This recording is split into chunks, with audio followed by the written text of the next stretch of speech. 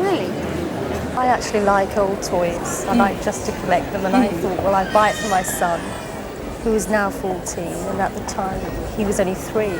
Well, he was too young for it Yes. then. So what, did he ever play with it? Well, yes, he has put it out once or twice, but that's... Because it's actually in pretty good condition.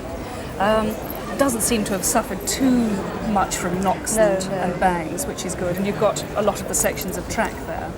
But the best thing for me is that it's actually a very early Hornby train set. Really? Yes.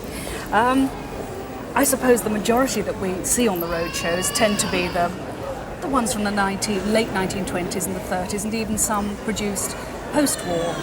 But this is one of the very first Hornby trains ever made. It was the first... Really? Yes. It was the first Hornby clockwork train set. Not the first, but from the first batch. Looking at it, it's very easy to see, if you were ever a Meccano fiend, which you may have been, I was certainly, that there are very obvious nuts and bolts here, which are part of the Meccano outfit. I mean, the nuts and the bolts everybody will recognise from a normal Meccano set from that period. And of course, Frank Hornby started the Meccano business, and this was just an extension of it. And at a time when most of the toy trains that were available were tin plate and they were coming in from Germany, Frank Hornby made the conscious decision to make his trains types that could be taken to pieces, so constructional, if you like. And this particular train set dates from 1920, which is really jolly early. Yes. And you obviously didn't know all that, looking at the sort of shock horror on your face. I didn't realise it at all. Really? No. I hope that what I've said really hasn't led you to over-anticipate a high figure for it, because although from a historical point of view it's absolutely fascinating, lovely, and yes. I can go on for ages about this, that and the other, but it does have a value, I would say, of between perhaps 300 and 400 pounds, which is not considerable when you find out, for instance, that there are Hornby locomotives from the 1950s, one in particular called the Princess Elizabeth, which fetches over £1,000 just as a locomotive. So although this train set is, from a train collector's point of view, a wonderful thing and terribly important historically, it doesn't actually reflect in the value. No, I think it's wonderful as it is. You see quite a lot of money boxes on the roadshow, but I haven't seen one that's quite as unusual as this. I thought you would see plenty like this. No, I haven't. I've seen the type that you fire a gun and it goes into a hollow tree, and I've seen the chap that sits in the chair and puts a penny in his lapel pocket. But this one really is an unusual one. It's got a particular name, and it's called the Elephant with Three Clowns. There's somebody at the back of the elephant who's got a ball balanced on his feet, and at the front there's somebody holding a couple of acrobat's rings, and on the top there's somebody sort of balancing and showing himself off. Most of the money boxes were produced in America and were then exported or brought in to this country by people who travelled overseas. Now, show me how it works. You put one penny, balance it just there, And then, you pull that. all right, can I have a Yes, go? yes. Do you have to do it gently or firmly? Fairly sharply. All right. Did it go? No, not quite. Let's set it up again. That's no good for a child that's going to save. That's it. In? Yes, Marvellous. yes. Well, the other nice thing is this action. You know, the trunk swings and the chap on the top turns round. It's a lovely action. There are a lot of collectors of these kind of money boxes, and when you look at the quality of the casting and the absolutely delightful action, you can understand why they are so popular with collectors. In America, it's a very big thing for some of the private banks to have a display of these small money boxes on their walls, and a lot of bank presidents collect. And some of the banks really can fetch a great deal of money. This is a more unusual one than the type that we normally see. And because of that, I think that we would be talking about perhaps between £400 and £600 at auction. Oh, The only thing that doesn't work on it is are the wheels. I believe the wheels are supposed to be connected to the propeller, and But something's gone adrift. something's gone adrift. Well, I don't want to sort of go too far with that. you've got to make allowances for it. Oh, I mean, sure. the plane was made in the mid-1930s, and I think perhaps our wheels wouldn't be quite connected after all that It's time. been loved, Yes. and that's the main thing. Yes. It's been played up. Yes. Well, what's nice about it is, although it has been loved, it is still in very nice condition. On the front here, you can see the markings for the RAF, and it would have been made really at the time when Germany was in major sort of export drive mode, and it is made by a German company, but made for the English market with these RAF markings on it. Now, the way that I know immediately that it's made by a German manufacturer is by looking at these initials JD, and although it's the registration number of the plane, that would indicate to me that it's probably by a manufacturer called Dissler. So not always correct, but it's a useful rule of thumb, and in fact, that's what I hope to see, which is the Dissler trademark down there, which is a globe with the initials JDN written round, which is Johann Dissler of Nuremberg. So, super plane and absolutely indicative of the period in which it was made. But I suppose this is fascinating for me because it's an R100 airship. Yes. The box is gone, but still. Well, I'm amazed any bit That's of the right, box that's is right. there. And I think lifting off the lid and seeing really inside how flimsy everything is, I think it wouldn't have survived at all if the box hadn't been there. That's right. Have you had this one working? Yes. And yes. what does it do? You put a string through the hole, You put a string through here, yes. hang it on the ceiling, and it will just gently go round and round. Very You nice. can wind it, it does work. Again, very nice aluminium body, nice styling, very indicative of the time in which it was made. Again, early 30s. Made for the English market with these RAF markings on it. But look here, it's actually made in Japan. It says on the box lid, made in Japan. It's not generally known that the Japanese were great manufacturers of toys before the Second World War and after the Second World War. In fact, it was toys, really, that set the Japanese economy back on its feet again. I mean, they're not old toys, but they do have a value, and I would have said that the aeroplane, if it went into auction, would probably realise between perhaps £500 and £600. The R100, the airship, because it's Japanese and because the Japanese are very big buyers now, I would have said that that could be worth perhaps the same sort of figure. I don't think it's stuffed. I don't. I think it's papier-mâché. In fact, I'm absolutely positive it's papier-mâché. And I would have thought it's probably about 1910. I don't think it's any earlier than that. Of course, Steiff in Germany made a lot of these. But I don't think it's Steiff. I think it is probably German. It could be French, actually. I never even... Cowhide covering. And the fact that these wheels... this shape is started in about 1880, this actual type of wheel in the Steiff factory, and it's a very expensive toy of its time. Oh, well, I mean, I think it would have been a rich family who would have given their child something like this for Christmas. And I just liked it. It was the look of the head. It's such a lovely dog. At auction, I would put it at probably between £500 and £800. Oh dear. Because it's so rare. Tell me about this marvellous circus. Now, was it yours? Was it your children's? My husband made it up.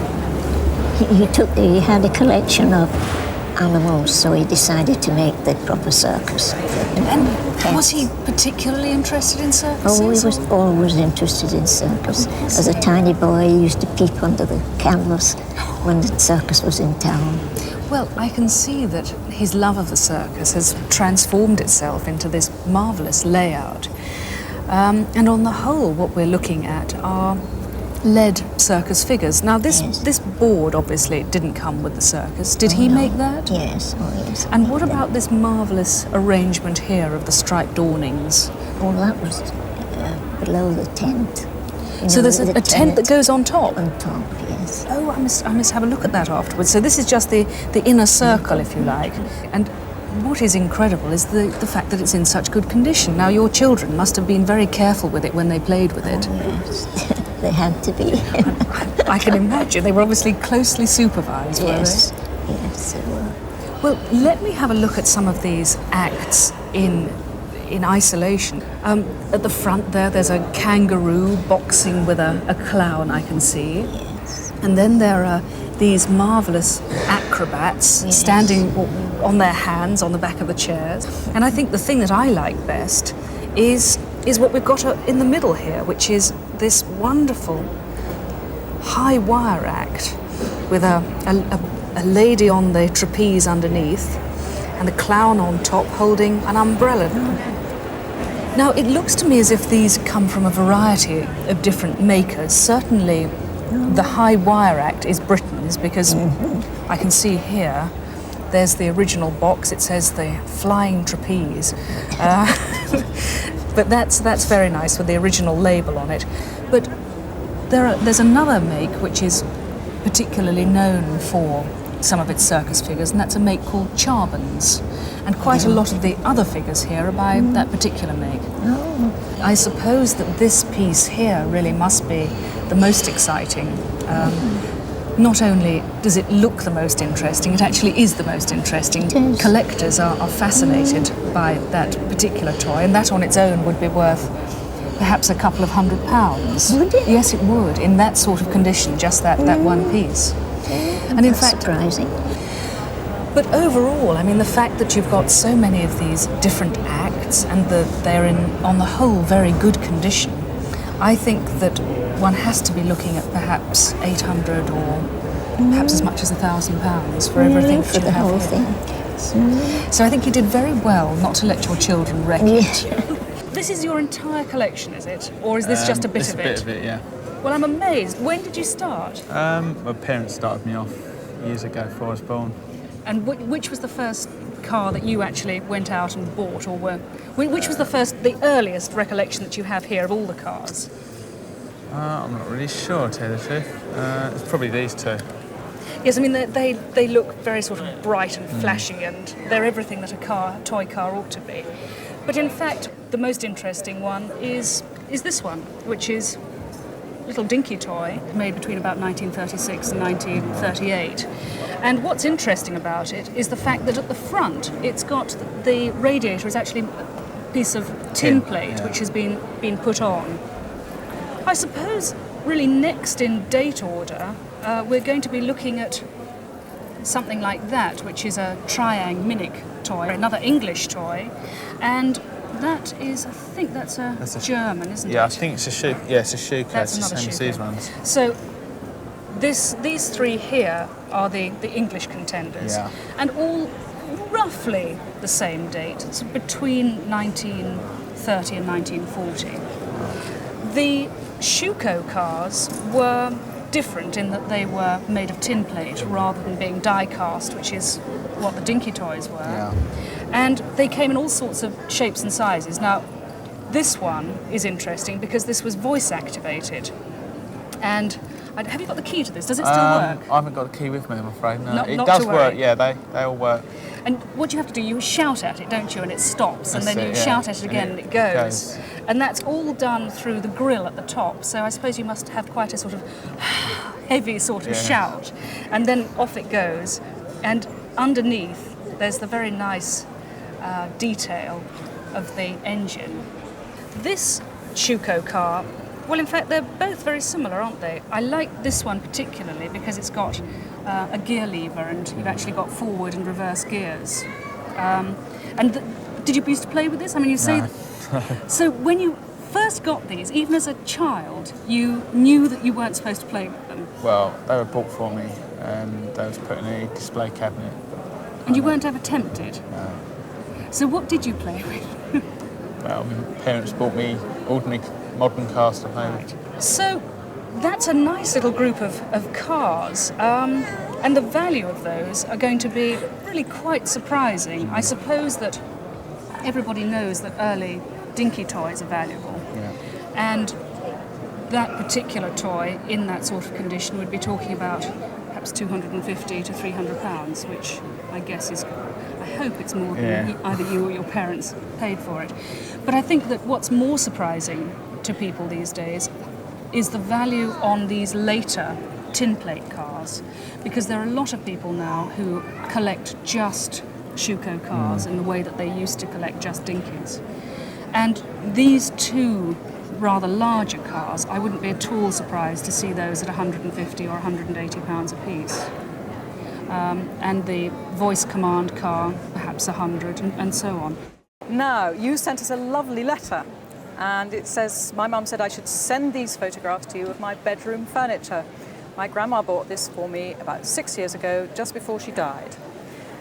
So this is all your furniture, is it? And you want to know a little bit about it? Yeah.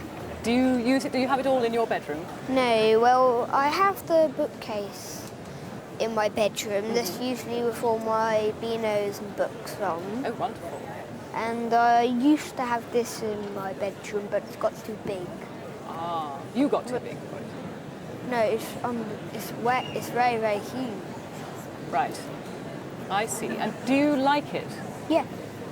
Because it's not necessarily to everybody's taste, but I think it's absolutely wild. It's tremendously colourful and exciting. And you can make all sorts of stories out of it, I think. What do you think's going on here? Well, I look like they're just riding home from a battle on there. Home from battle, I think that's a very good idea. You've got a wonderful story on the front of this bed, haven't you, with a procession of lords and ladies. Perhaps the ladies have gone out to meet the lords, and they've been in battle, they're wearing armour, and they're coming home in triumph into the castle, I think. But it's quite funny, isn't it, because the faces are a bit peculiar. What do you think of the faces that you've got here? I mean, this lady who's looking out at you, she's a bit horrifying, isn't she? Yeah. And I think that this was made in about the 1920s, but it's looking back long, long way further than that. You've probably seen lots of churches around, which are very much like this sort of decoration at the back of the bed with these pointy arches and so on. It's quite unusual to find furniture like this which has still got the colour on it. Lots of people have taken the colour off, and of course in the original old furniture in the 16th, 15th century, it was usually painted like this in lots of bright colours. So this is in a way much more real in looking backwards, but the characters are a bit more like a cartoon. This is all oak. Did you know it was oak? Yeah. And you can tell it's oak by all this sort of flashing, these light bits in it, which is very characteristic of oak. And again, oak was used in the Middle Ages. Now, you also said in your letter you were interested in what it might be worth. Yeah. Have you any idea? No. No? None at all. Well, some people might not find this particularly attractive, and that's always going to make a difference in the value, but there's lots of people who would think this was great fun, and probably you might find that you could sell it for about £2,000 to £3,000. Really? This is my father, or a caricature of my father. He was editor of the Dandy from its first day in 1937 until he retired in 1982. Wonderful. 45 years. Desperate Dan was modelled on my father. My father's instructions to the artist were to draw him bigger than life, with a chin like mine, like a chest of drawers. And Dudley Watkins was the artist. How wonderful. Now, this isn't a Watkins, is it? No. This was drawn 2 years ago when I asked the artist, who actually temporarily took over after Dudley Watkins died. And this is by Charlie Gregg. He did this for me. How wonderful. As a memento. And these were also done for you, weren't they? Yes. Here we've got Christmas 1950 from Paddy Brennan, with all the well-known characters there: Keyhole Kate, Corky the cat, Desperate Dan, Hungry Horace, and all the others. Yes, yes. And so this was a tradition, was it, for you to have these cards every Christmas? It started around about 1950, and it carried on for a number of years.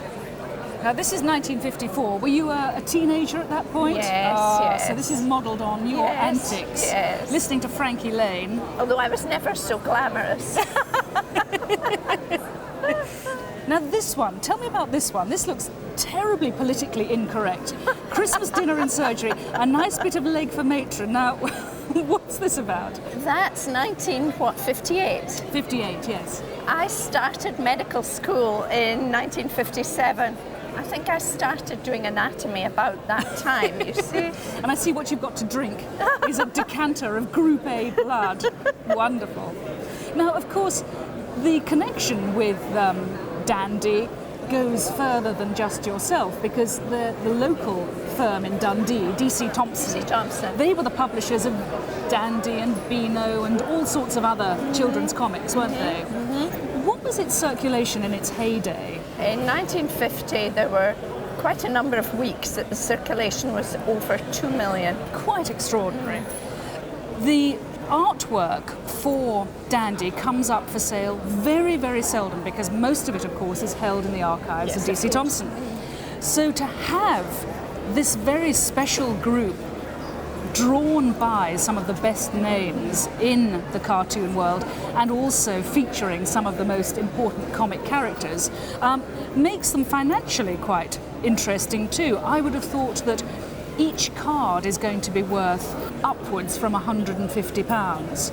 So you can do the mathematics yourself. Yes, I mean, of course. it is a seriously important collection, and one which deserves to be looked after, which I'm sure you do. Oh, I would and never part with occasionally, them. very occasionally, let somebody else have a glimpse. Yes. This is poo in a state of evolution, we might say, embryonic poo. And because his nose is more pointed and his legs are thinner, and I got it from Shepard's daughter, Mary. E.H. Shepard, the great illustrator of A.A. Milne's stories. And she said that is poo evolving from the family Teddy, who was called Growler. Yes. So he's not quite the sort of the rotund, dumpy little poo that we all know and love from the books. Yes, eating too much. Because he's not quite there yet. And underneath, Tigger. Tigger, who is just sprung fully formed from the head of his creator, I think. You know, he just looks like Tigger looks, to me, Tigger looks in the book. Yes, absolutely. Yeah. Now, I did slightly worry about the line of it, because you see it's rather loosely done compared to what we're used to, particularly when you look at the finished drawings in the books. But it's quite possible that, and I've seen Shepard drawings that are loose, that it's just a few thoughts going through his head, isn't it, on this sketchy piece of paper. And he's got this jar of honey as well, and you can see the Y of honey is not quite. I think the N is supposed to be the wrong way round, isn't it, with honey? Yes, they're not great on not spelling. Not quite got there yet. No. Now, the astonishing thing about a drawing like this is how very popular it can be. I don't know what it is, but particularly amongst Americans, it's like buying a piece of the charm of your own childhood back again. At least I assume that's what it must be, because they do pay the most astonishing sums for such things. Do you know what it's worth at all, or have any idea? No, I don't, but it's different from being an actual illustration to the story. I see that. I think so. Now, the finished pen and ink drawings for Winnie the Pooh, recently, two of them separately achieved £60,000 plus premium. Now, it's difficult to know where to put exactly to place this drawing in the structure of prices, but I think, given that it is a working drawing, it's got to have an interest of its own as well. You know, I think it's going to add to its interest. Well, really, I think that we've got to put £10,000 to £15,000 on this drawing. And given the level of interest in Pooh, and E.H. Shepard generally, I wouldn't be at all surprised if two American collectors fought each other and drove it very much higher than that.